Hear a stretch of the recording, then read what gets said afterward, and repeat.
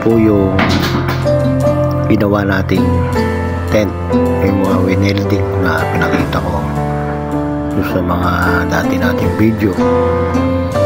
Ayan, frame pa lang yan mga idol. Ayan, frame ng katawan, wala pa yung frame sa bubong. Yan, pinorma pa lang mga idol.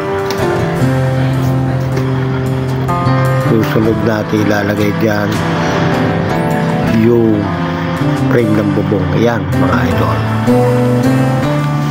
yan, nakikabit na mga idol. Ganyan lang magiging forma yan. Ayan, ayan na yung lola, nakikabit na mga idol. 6 meters by 3 meters. 6 meters po yung haba, 3 meters yung lapad. Yan yung loob mga idol. Yan yung bracket. Ganyan po siya, kabilang dulo. Yan yung mga, thank you mga idol.